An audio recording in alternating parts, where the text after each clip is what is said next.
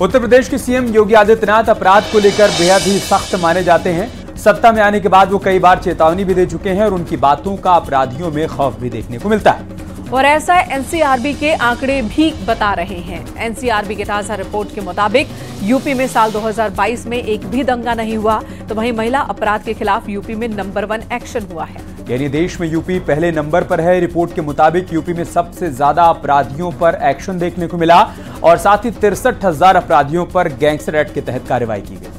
वहीं माफियाओं की 2800 करोड़ की अवैध संपत्ति जब्त हुई है। इन आंकड़ों को सीएम योगी ने कुछ दिन पहले ही सदन के पटल पर रखा भी है। इसी पर आपको एक रिपोर्ट भी दिखा दी। हमारे यशस्वी तपस्वी आपके अभिनंदन को, आपके उत्साह को देखने का काम कर रहा है। नए भारत के नए उत्तर प्रदेश में जीरो टॉलरेंस की नीति है। माफिया अपराधियों के घर बुलडोजर खड़ा रहता है। इसी हाउस में कह रहा हूं, इस माफिया को मिट्टी में मिला देंगे। जो गर्मी दिखा रहे थे उस समय, गर्मी सबकी शांत हो गई होगी। लुटेरे बदमाशों पर तीसरी आंख से नजर रहती है। उपचार मेरे पास है और वह है जेसीबी और बुलडोजर। और इसका परिणाम ये है कि यूपी में अब दंगों पर फुल स्टॉप लग चुका है। सीएम योगी के तेवर से गुंडों की सारी गुंडाई निकल चुकी है। नो कर्फ्यू, नो दंगा, यूपी में सब और चंगा।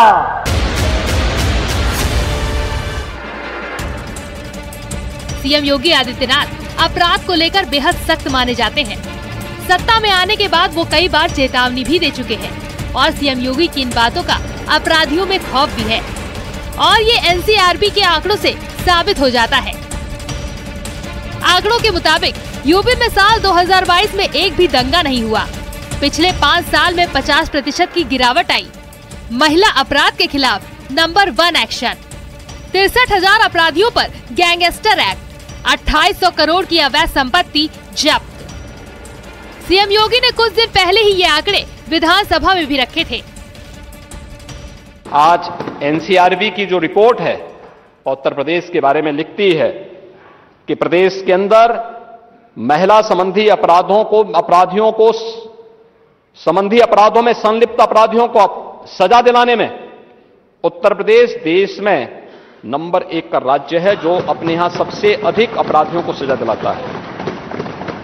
महोदय, इस दौरान 63,000 से अधिक अपराधियों को गैंगस्टर अधिनियम के अंतर्गत, 836 अपराधियों के विरुद्ध एनएसए में कार्रवाई की गई और साथ साथ गैंगस्टर अधिनियम के अंतर्गत 9,163 करोड़ की चल और अचल संपत्ति का जब्तीकरण का कार्य भी हुआ है।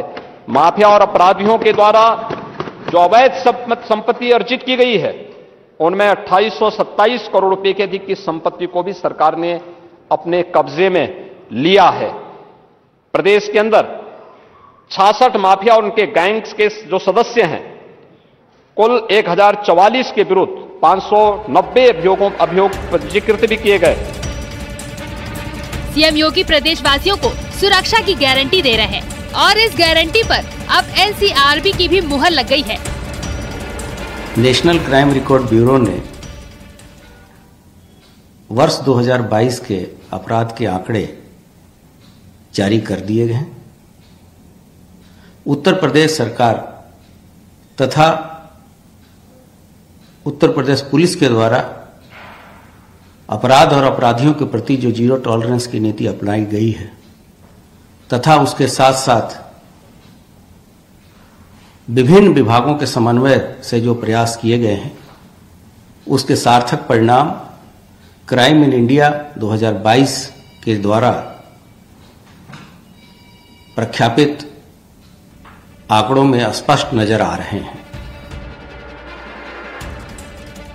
यानी अपराधियों के खिलाफ एक्शन से लेकर महिला अपराध के खिलाफ जीरो टॉलरेंस योगी की पहचान है। चाहे मंच जो भी हो, सीएम योगी कानून का मुद्दा जरूर उठाते हैं और इसका परिणाम चुनावी राज्यों में भी दिखा, क्योंकि सीएम योगी ने जहां जहां बुलडोजर नीति की मिसाल पेश की वहां वहां अब भगवा लहरा रहा है, चाहे राजस्थान हो या फिर छत्तीसगढ़। बुलडोजर की ताकत देखी है ना। एनसीआरबी ने 2022 के लिए अपराध के आंकड़े जारी कर दिए हैं। क्राइम रेट के मुताबिक पूरे देश में 20वें स्थान पर है उत्तर प्रदेश।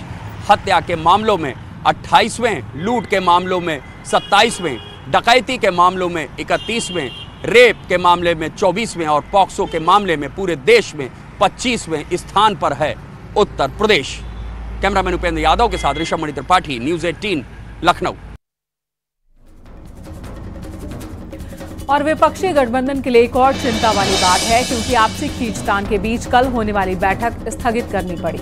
ये फैसला इसलिए लिया गया क्योंकि कई विपक्षी नेता बैठक में शामिल होने से मना कर रहे थे। यानी विपक्ष में मोह के धागे 24 से पहले ही खुलने लगे हैं। सबसे पहले अखिलेश यादव ने बैठक से दूरी बनाई, लेकिन साथ साथ का नारा भी दे दिया। वहीं बिहार के सीएम नीतीश कुमार भी खामोश हैं। शायद ये तूफान से पहले की खामोशी हो। बैठक में शामिल नहीं होने पर ममता बनर्जी ने वक्त का हवाला दिया है। तो वहीं तमिलनाडु के सीएम स्टालिन भी बैठक से दूरी बनाए हुए हैं। ऐसे में आखिरकार कांग्रेस अध्यक्ष खड़गे ने बैठक स्थगित कर दी।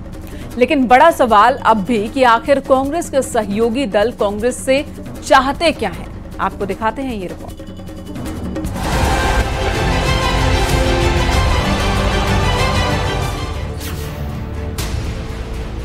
विपक्ष बुरी तरह से हताश है।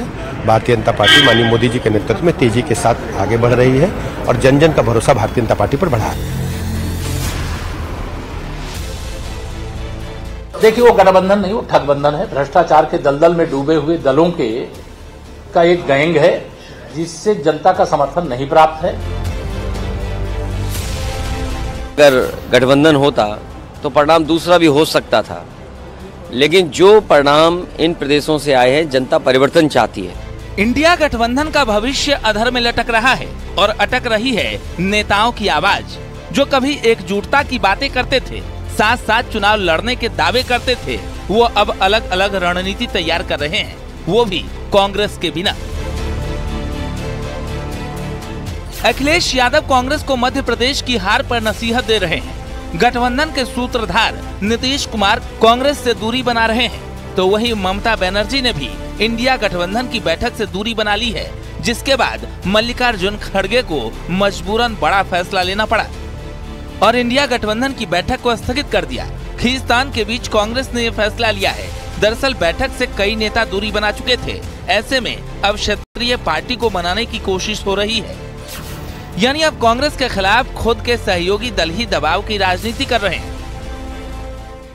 पार्टी तय करेगी और जो लग रहा है हाल में ही जो चुनाव के परिणाम आए हैं, इससे इंडिया गठबंधन और मजबूत होगा।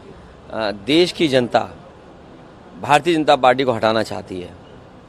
अगर यही मानक हम मान लें कि लोग परिवर्तन चाहते थे, जिन प्रदेशों में सरकार बदली है और मध्य प्रदेश के अलावा मध्य प्रदेश की परिस्थितियां दूसरी रहीं, मध्य प्रदेश में दूसरे तरह का अगर गठबंधन होता तो परिणाम दूसरा भी हो सकता था, लेकिन जो परिणाम इन प्रदेशों से आए हैं, जनता परिवर्तन चाहती है। मतलब साफ है, विपक्षी गठबंधन की तस्वीर साफ नहीं है और इसी पर पीएम मोदी ने भी ट्वीट कर निशाना साधा है। उन्होंने लिखा, वे अपने अहंकार, झूठ, निराशावाद और अज्ञानता से खुश रहें, लेकिन उनके विभाजनकारी एजेंडे से सावधान रहें। 70 साल पुरानी आदत इतनी आसानी से नहीं जा सकती कि उन्हें आगे कई और मेल्टडाउन्स के लिए तैयार रहना होगा। तो दूसरी तरफ गठबंधन में खींचतान के बीच बीजेपी के नेता भी विपक्ष पर हमलावर हैं। यूपी के डिप्टी सीएम केशव प्रसाद मौर्य ने कहा कि यह गठबंधन नहीं ठगबंधन है, तो ब्रजेश पाठक ने कहा विपक्ष हो चुका है डिडेल और इंडी गठबंधन फेल। विपक्ष बुरी तरह से हताश है। भारतीय जनता पार्टी माननीय मोदी जी के नेतृत्व में तेजी के साथ आगे बढ़ रही है और जन जन का भरोसा भारतीय जनता पार्टी पर बढ़ा है। देखिए, वो गठबंधन नहीं, वो ठगबंधन है। भ्रष्टाचार के दलदल में डूबे हुए दलों का एक गैंग है, जिससे जनता का समर्थन नहीं प्राप्त है। जनता के दिलों में माननीय मोदी जी राज करते हैं और जिस प्रकार से मैं पहले भी कहता रहा हूं, भारत के मन में मोदी और मोदी जी के मन में भारत। तो क्या ये मान लिया जाए कि विपक्षी गठबंधन चल जाए तो चांद तक, नहीं तो रात तक वाली कहावत के इर्द गिर्द है? क्योंकि यूपी से बिहार तक और बंगाल से साउथ तक क्षेत्रीय पार्टियां अब कांग्रेस को हल्के में ले रही है। Bureau report, news 18।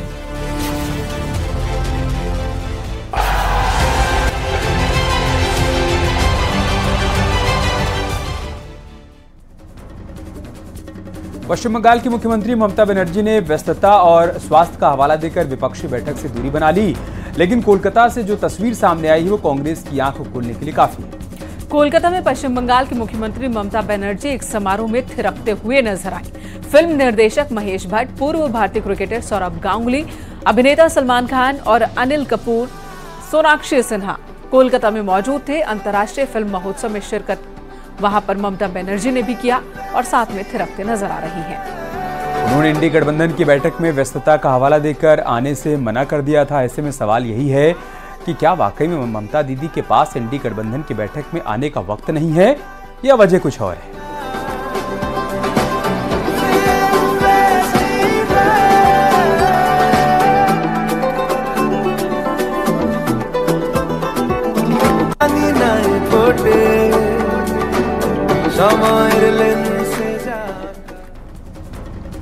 सत्ता की रेस में बीजेपी विपक्षी गठबंधन से कोसों आगे निकल चुकी है, लेकिन इस रेस में अब भी बीजेपी एक एक कदम फूंक फूंक कर रख रही है, क्योंकि उत्तर प्रदेश समेत 9 राज्यों में क्लीन स्वीप और 543 सीटों में से 400 से ज्यादा आंकड़े को पाने के लिए अब टीम को और मजबूती दी जा रही है।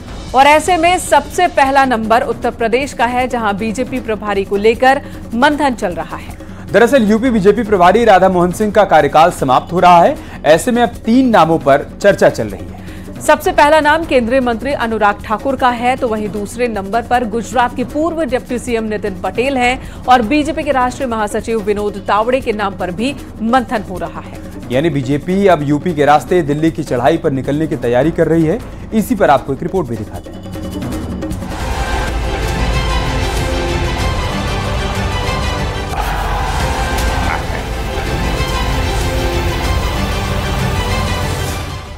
चौबीस के चुनावी रेस में बीजेपी काफी आगे निकल चुकी है।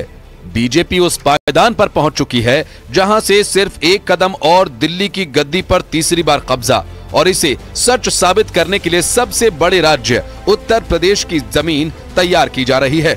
माना यह जा रहा है कि जल्द ही बीजेपी यूपी में नए प्रभारी के नाम का ऐलान कर सकती है। प्रभारी की रेस में सबसे ज्यादा चर्चा में अनुराग ठाकुर का नाम है। गुजरात के पूर्व डिप्टी सीएम नितिन पटेल का भी नाम शामिल है। तो वहीं बीजेपी के राष्ट्रीय महासचिव विनोद तावड़े के नाम की भी चर्चा हो रही है।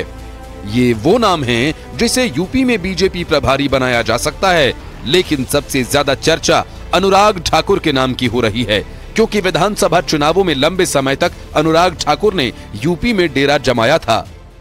लोकसभा चुनाव की तैयारी में जुटी भारतीय जनता पार्टी को जल्द ही उत्तर प्रदेश बीजेपी में नया प्रभारी मिल सकता है। दरअसल केंद्रीय नेतृत्व लगातार इस पर मंथन कर रहा है और उत्तर प्रदेश भाजपा के जो प्रभारी राधा मोहन सिंह, उनका कार्यकाल खत्म हो चुका है। ऐसे में अब चर्चाएं कई नामों को लेकर तेज हैं जो उत्तर प्रदेश भाजपा के नए प्रभारी बन सकते हैं। इनमें अगर सबसे पहले चर्चा करें तो अनुराग ठाकुर के नाम पर है। केंद्रीय मंत्री अनुराग ठाकुर उत्तर प्रदेश में विधानसभा चुनाव से लगाकर तमाम चुनावों में लगातार सक्रिय रहे और विपक्ष की घेराबंदी करते रहे।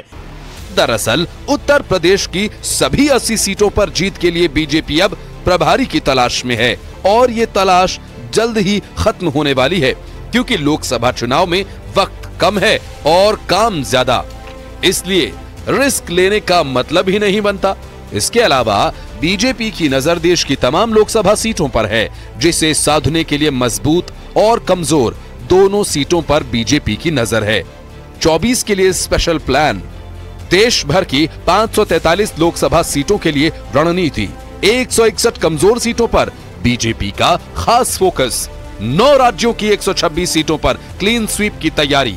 यानी विपक्ष अभी हार पर मंथन कर रहा है, लेकिन बीजेपी अब 24 की तैयारियों में पूरी तरह से जुट गई है। लगातार देख रहे हो, लगातार हार रहे हैं। हारने की कभी समीक्षा नहीं करते, क्यों हार रहे हैं? हार इसलिए रहे हैं कि इनकी सबकी विश्वसनीयता राजनीति से खत्म हो चुकी है, और जिस प्रकार से तुष्टीकरण की राजनीति में लिप्त रहकर अब कभी रामचरितमानस जलवाएंगे, कभी भगवान का अपमान करवाएंगे, कभी जो हिंदुओं को खत्म करने की बात करेंगे, तो ये तो बहुत सारे विषय हैं।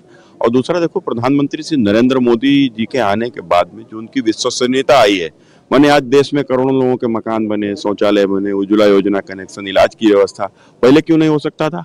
पूरे देश को लगा कि ये सारे स्वार्थ के, सारे लोग आरोपी लोग, सारे भ्रष्टाचारी जिन पर केसेस हैं, जो जमानत पे बरी हैं, सारे एक साथ एकजुट आए हैं और वहां पे क्लियर हो गया था देश ने। अभी जहां भी जिस राज्य में एक ही विश्वास है पूरे देश में, वो यशस्वी प्रधानमंत्री मोदी जी की गारंटी है। बाकी इन लोगों के प्रति देश ने नकारा, इन लोगों की जमानत जब्त होगी, ऐसी बुरी हार हुई है। कई हजार सारे बड़े बड़े नेता इनके हार गए, इनके मंत्रीगण हार गए। इन लोगों को तो सब लोगों को हिमालय पे जाके करीबन 10-15 साल का अपने आप पर इन लोगों को आत्मचिंतन करना चाहिए। मतलब साफ है, चुनावी राज्यों के परिणाम से विपक्ष की राह मुश्किल हो चुकी है, तो बीजेपी भी इसे हल्के में नहीं ले रही। ऐसे में चाहे उत्तर प्रदेश हो या फिर मध्य प्रदेश, बीजेपी की नजर 543 लोकसभा सीटों पर है और इसे पाले में लाने के लिए अब प्रभारियों की जिम्मेदारी तय की जा रही है और यूपी में इसकी तलाश जारी है। Bureau report, news 18।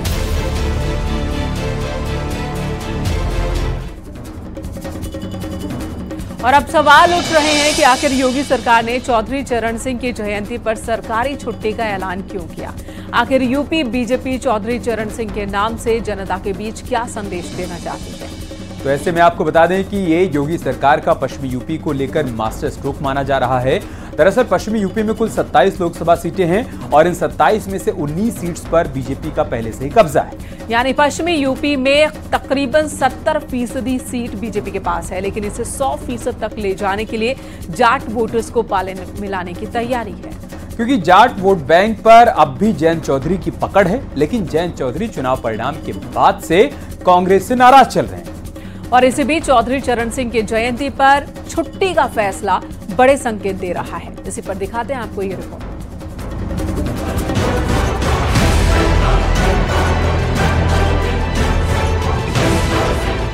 पश्चिमी उत्तर प्रदेश में रही सही कसर पूरी करने के लिए बीजेपी ने बड़ा दांव चल दिया है और ये दांव चौधरी चरण सिंह की जयंती पर सरकारी छुट्टी वाला है।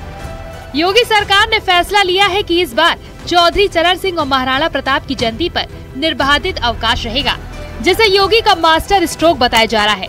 वो इसलिए क्योंकि पश्चिमी यूपी में जाट मतदाता निर्णायक भूमिका में है। अब चौधरी चरण सिंह की जयंती पर सार्वजनिक अवकाश रहेगा। योगी सरकार ने इसके निर्देश दे दिए हैं और अब इस छुट्टी से कहीं न कहीं सियासी चर्चाएं भी तेज हो गई हैं। दरअसल पश्चिम यूपी की सियासत साधने के लिए, जाटलैंड की सियासत साधने के लिए चौधरी चरण सिंह की छुट्टी जो जयंती पर की गई है, इससे कहीं न कहीं भारतीय जनता पार्टी को फायदा हो सकता है। पश्चिमी यूपी की सियासत में 100% पकड़ बनाने के लिए चौधरी चरण सिंह के नाम पर अब राजनीति शुरू हो गई है। बीजेपी जाटों को पाले में लाने की रणनीति सेट कर रही है, क्योंकि पश्चिमी यूपी में कुल 27 लोकसभा सीट है। 19 सीट पर बीजेपी फिलहाल काबिज है। करीब 70% सीट बीजेपी के पास है। जाट वोट बैंक पर जयंत की भी अच्छी पकड़ है। इस बीच चुनावी राज्यों के परिणाम के बाद जयंत चौधरी ने जिस तरह ट्वीट कर कांग्रेस पर निशाना साधा, उससे अब पश्चिमी यूपी की हवा और तेज बहने लगी है। दरअसल राजस्थान चुनाव के लिए कांग्रेस ने अपने चुनावी घोषणा पत्र में गोधन गारंटी का ऐलान किया था। कांग्रेस से कहा था कि अगर वो सत्ता में आती है तो गोधन योजना शुरू की जाएगी। इस पर जयंत चौधरी ने कहा, 2 रुपए किलो गोबर खरीदने वाली सरकार, योजनाओं पर पूर्ण विराम लगना चाहिए। ऐसी योजनाएं ग्रामीण अर्थव्यवस्था को बढ़ाने के लिए कुछ नहीं करती, बल्कि भ्रष्टाचार के रास्ते बनाती हैं। यानी एक तरफ जयंत चौधरी अपने सहयोगी पार्टी कांग्रेस के खिलाफ आवाज बुलंद कर रहे हैं, तो दूसरी तरफ बीजेपी ने भी गर्म लोहे पर सियासी हथौड़ा जड़ दिया है और चौधरी चरण सिंह की जयंती पर यूपी में छुट्टी का ऐलान कर दिया है। उत्तर प्रदेश की योगी आदित्यनाथ जी की सरकार ने उनके जन्म जयंती पर सार्वजनिक अवकाश की घोषणा करके उनको सच्ची श्रद्धांजलि दी है और साथ ही संदेश दिया है कि किसान और आम उत्तर प्रदेश वासी चौधरी चरण सिंह के चरित्र से, उनके जीवन से एक संदेश ले। भारतीय जनता पार्टी को बताना चाहिए कि 2017 समाजवादी पार्टी की सरकार तक चौधरी चरण सिंह की जयंती पे सार्वजनिक अवकाश होता था। भारतीय जनता पार्टी ने उस सार्वजनिक अवकाश को रद्द करने का काम क्यों किया था? अब 2023 में फिर से भारतीय जनता पार्टी वो चौधरी चरण सिंह जी की जयंती पे सार्वजनिक अवकाश घोषित कर रही है। ये भारतीय जनता पार्टी का दोहरा चरित्र है। तो क्या चौधरी चरण सिंह को सम्मान दिलाने वाले बीजेपी की तरफ अब जयंत चौधरी रुख कर सकते हैं, या फिर जयंत चौधरी अपनी अलग रणनीति के सहारे आगे बढ़ेंगे, जो समाजवादी पार्टी के लिए कंफ्यूजन से कम नहीं। Bureau report, news 18। Uttar Pradesh में सीएम योगी की रोजगार क्रांति जारी है। आज मुख्यमंत्री योगी ने लखनऊ में युवाओं को नियुक्ति पत्र सौंपे, जिसमें से 278 सहायक आचार्य हैं तो 2142 स्टाफ नर्स और 48 आयुष चिकित्सा शिक्षक भी शामिल हैं, जिन्हें सीएम योगी आदित्यनाथ ने खुद नियुक्ति पत्र दिया। और इस दौरान उन्होंने कहा कि पहले यूपी के युवा पहचान छिपाया करते थे, लेकिन आज हालात बदल चुके हैं, क्योंकि अब उत्तर प्रदेश के युवाओं को हर जगह सम्मान मिलता है। पिछले 6.5 वर्ष के अंदर प्रधानमंत्री मोदी जी के मार्गदर्शन में, उनकी प्रेरणा से प्रदेश ने अपने स्वास्थ्य सेवाओं को बेहतरीन किया है। याद करिए 2017 के पहले के प्रदेश की स्थिति क्या थी।